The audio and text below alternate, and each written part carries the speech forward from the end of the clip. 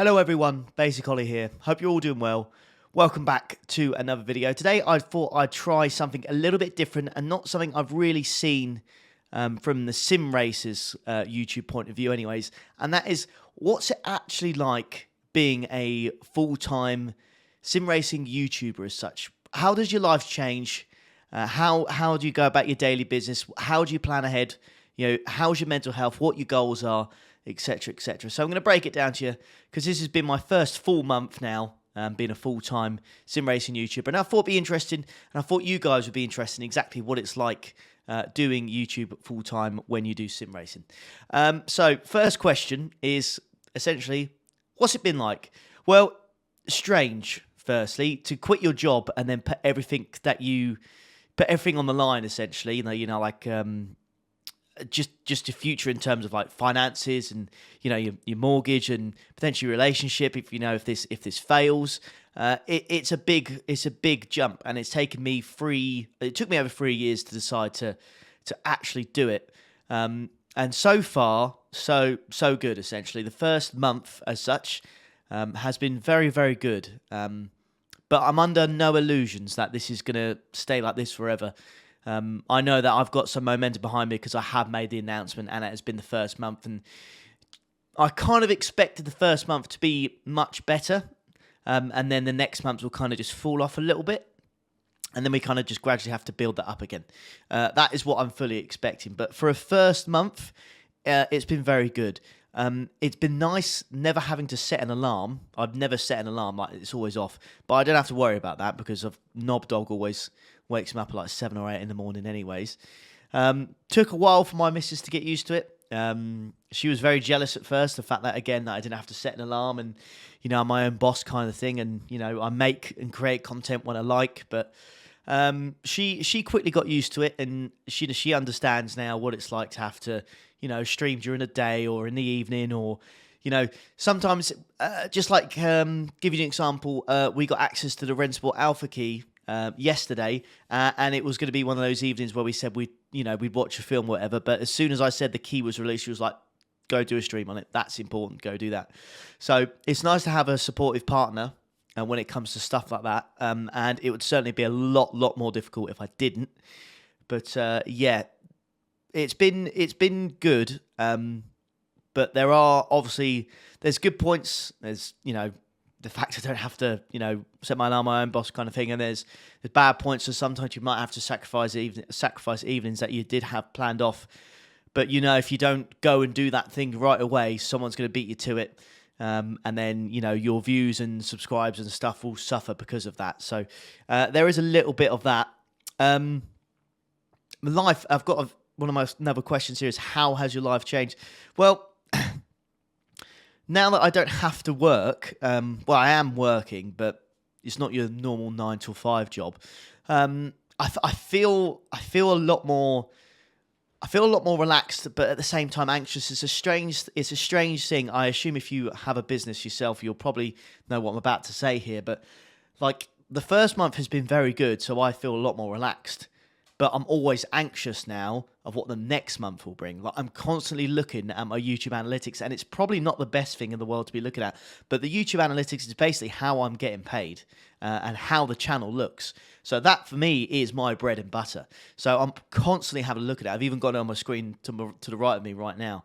Yeah, just constantly looking at it. And I will show you guys the stats for the first month. But yeah, weekends, I seem to be busy all the time now because of endurance racing. During the week is when I find myself to have quite a bit of spare time, especially like in the mornings and stuff. I can get up, walk Freddy, have breakfast and just kind of chill out for the morning. I can just, zone out kind of thing. But at the same time, it's still in my mind that maybe I've got to get a thumbnail ready.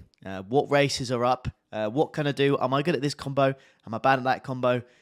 What should I stream? So, I do have the mornings off, but it's not, as when I say I can zone out, I've still got that little cog in the back of my head, still turning a little bit, thinking, I wonder what we could do today kind of thing. And that is constant. You get that every single day. Even when you're meant to be having a day off, I'm still thinking, oh, what could we do on Friday, or what could we do at the weekend? Oh, there's not a 6 hour at the weekend. What can we do instead? Is there a shorter endurance race? Can we go on another game? What content's out, etc., etc. So even though I have like these mornings off, or I'll have sometimes I have a whole day off, I'm still thinking to myself, what should I do content wise? The next day. How can I prepare myself for the next one? So days off don't feel like you can relax, but at the same time, you can't. It's a very, very strange feeling. It's not like when you work a normal 9 till 5 and you're working Monday to Friday and you got the weekend off and you can just zone out.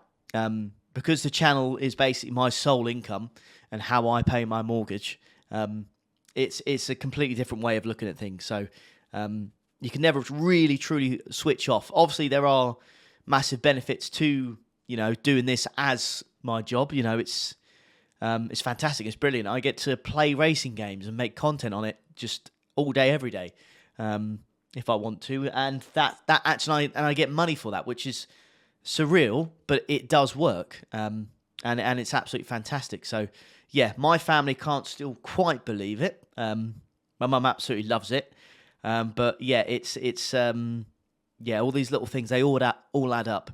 But so far, so good. So far, so good. There's been good bits. There's been bad bits, as I expected. But life has changed quite a bit, but not so much that it's unrecognisable. And I'm still much happier, I think, than what I was at my old job. So in that aspect, it has worked. Now, let's talk about statistics, because I'm sure many of you were interested to know exactly views, subscribes and all that kind of stuff since we've gone full time. So on the screen right now, you're going to see my analytics page. So you're going to see what I see on my YouTube Studio page, and I filtered it from the 19th of January to the 19th of February. So you're going to see my views, my watch hours, and my subscribers. Now, bear in mind, my view record before I went full time was about 300. I think about 330,000, somewhere in that kind of ballpark. As you can see on the screen now, though, it is absolutely shot up. So we've reached over 500,000 views in essentially a month, which is very, very good.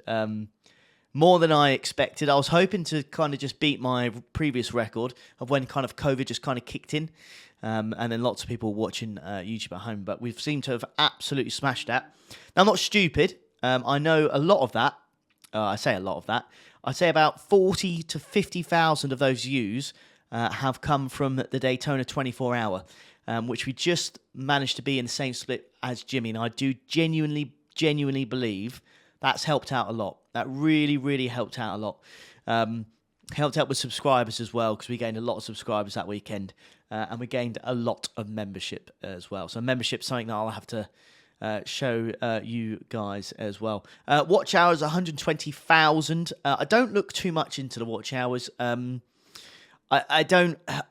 completely frank, I'm not really sure how much it really benefits the channel, having it high or having it low. I assume the higher the better, to be honest. But there's not really a ballpark figure I can base that on, whether that's good or not. So hopefully some of you go, wow, that's amazing. But I genuinely don't know on that one. So you'll have to let me know in the comments. As for subscribers, 2,900 subscribers in a month, which is a very, very, very good amount in my opinion.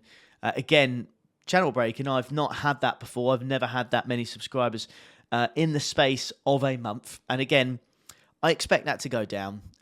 Not like we lose subscribers, but I mean, in the next month or 28 days or whatnot, I don't expect us to get that many subscribers. That won't be a thing. I think it will probably kind of calm down to about maybe 12 to 1,500 is kind of what I'm expecting, but we shall see. Now, you notice that I have covered up the estimated revenue. I don't really know how to talk about it, if I'm being honest with you.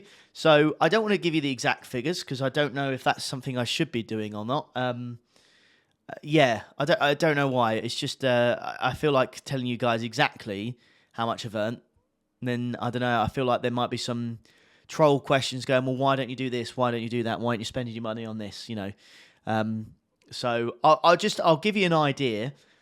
The first month of YouTube. So these stats that we're looking at right now was the best pay check, should we say, a pay slip, whatever you want to call it, that I've ever received in my life. I've never received that amount of money at the end of the month when I get paid. I've never received that amount of money. To give you context, I think the highest wage packet I ever earned was about £2,300, and it's above that. So money wise, it's very, very good. But what I will say to you guys, which is everyone, I think, when they look at becoming a YouTuber, always thinks about the money. I have put in the 28 days, I have done so many live streams, and I've spent so much time editing videos, live streams, and all this kind of stuff, preparing videos, thumbnails, everything you can think of. I've probably spent more time doing YouTube stuff in terms of like live streams, videos, and all the other stuff than I would do my normal, 9 to 5 job. So I'm doing probably about 50 to 60 hours a week at the moment. So, there's probably an extra 80 hours in the month that I'm spending working. So I'd expect to see that difference. So that's I think where partially, you're seeing the extra income come from. But it's really not a walk in the park. It's that money, yeah, fantastic, that's great, but I've had to really, really work for that. And there's no guarantee. Every month is going to be different. February's been reset now, so I'm already looking at how much I'm earning this month, and I've gone straight into February, which means I have like 2 less days than what I normally would. So that is constantly in my mind. iRacing special events as well. They're where I get my income, essentially. Well, not my income, but, a good chunk of it. The special events is what you guys all seem to tune in for, or a large majority of you. And there's only one in March, so already I'm thinking, March is not great. So it's one of those. It's the money's great, but you have to put so much effort into it to get that money, and it's never guaranteed, and you never know how much you're going to get until that month is finished. So you're constantly looking at what you're doing, and that's kind of the poison as such as YouTube, because you'll go from doing your hobby because you enjoy it, but also doing your hobby, but you also have to earn money from it as well, so there's more pressure on it. So that's where it gets a little bit scary, and yeah, you've got to look at that and just try and stay level-headed, and try not to get like, oh, look how much I've earned kind of thing, because it could maybe just take away the passion you've got for your hobby. Instead, you'll probably just start thinking about the money. So but regardless, I think the thing is with these endurance races that I do anyways, I wouldn't even, if for some reason I won the lottery, I'd still be doing it. I'd still be doing endurance races because I love them so much. I wouldn't give it up. So I don't have to worry about that. I wouldn't have to worry about that too much. But and also don't forget as well, when it comes to earning money on YouTube, that will get taxed. Okay, that will take that 20%. 20% of that is gone. Okay, 20% of that is gone. I know there's expenses and stuff like that, but 20%. Let's just say theoretically I earn let's just say £3,000. Okay, for the month. 20% of that is gone. So 600 quid's out of my pocket straight away. Oh, and I haven't. What about a pension? What do I do with a pension? I've got to pay like £150, £200 a month to that already. So we're down for £2,200 already. And then you've got the house bills and anything that might pop up, anything you want to put into your savings. And all of a sudden, that £3,000 that I potentially could have earned in January is looking a lot, scarce, and things are looking a lot tighter. So when it comes to earning the money on YouTube, it's a real plague on your mental health. And mental health wise, there's probably another important topic as well when it comes to doing this full time. I've been really good. I've really, really enjoyed this. I have really enjoyed it, and it's 100% the right decision that I've made doing this full time, because this is what I love doing, and this is what I want to do forever, because I absolutely love doing it. But it's my first month, so we'll see how I feel by this time next year. But I felt really, really good. Apart from, strangely enough, yesterday, I did a stream on iRacing, and I don't know what it was. I think the first race we got taken out within a couple of laps. The second race I got beat. I finished P4, I think, in the end, but I got beat by 3 better drivers, and that kind of got to me a little bit. I was making little mistakes here and there, and it was starting to get frustrating. And then the third race, again, I just seemed to have an issue on lap 2. Car was damaged, and I just had to pull it and then end the stream early. That was the first stream I've done since going full-time where it felt tough. Like, I felt like I was just doing it for the sake of doing it, and that's why I ended it early, because that's the last thing I ever want to do. I don't want to just do it for the sake of it. I want to stream because I'm enjoying it, and I know you guys will as well. So that is why the stream yesterday ended early. But yeah, apart from that, of all the hundreds of hours that I've done already, all the streams and all the videos and stuff, that was the first time where I felt like, maybe I shouldn't have done this. Maybe I should have made a video instead or something. But, you know, I would say just feeling like that once in a month, I suppose that's not too shabby, but we need to try and eliminate that completely. And if I see this combination might not potentially be my cup of tea, just take it on the chin and just maybe look at doing something else instead, and just go from there. But mentally, that's probably whereabouts it is. Sometimes, very rarely, it can get to you, and you know the plague of constantly looking at how much you've earned and stuff can be a real drain mentally. But it feels amazing once you've hit your targets, and then anything you do after that is a bonus. But if you don't hit your targets, you really start to panic. Like at the start of February, I was panicking because I knew it was a short month, and I knew it wasn't going to be anywhere near as good as January in terms of income. So you know it does take its toll. So yeah, and then lastly, I want to talk about goals, because people ask me about goals. Where do you see the channel going? Where do you want it to go? What, you know, what's your vision, kind of thing. I've always tried to make sure that I don't actually set one, which might be a strange thing to say, but I feel like I can't really be disappointed if I don't hit the goal because I haven't set one. So if we hit a goal, you know, like 40,000 subscribers, then we've hit 40,000 subscribers. If we hit 50, we've hit 50. Fantastic, amazing. But if I try and set myself a goal of 100k subscribers by the end of the year and I don't get it, then it's a disappointment, isn't it? So I haven't really set one. I think if we absolutely had to, looking at it right now, I would say 50,000 by the end of the year would be absolutely tremendous. But I'm not gonna, you know, have it in the back of my mind. I need to reach 50,000. If we reach it, fantastic, awesome.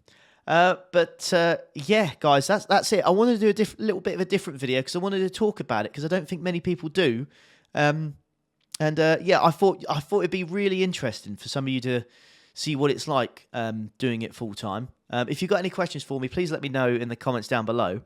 But yeah, yeah. It's just one of those things. I thought it'd be a good idea to make a video on it, and hopefully it comes across well, and I've explained myself, yeah, we'll just go from there. But here's to the next 28 days or year or whatnot. If you guys want monthly updates or yearly updates, whatever, let me know in the comments. But I'll leave it there, and I hope you've enjoyed this video. Leave a like if you did, as always.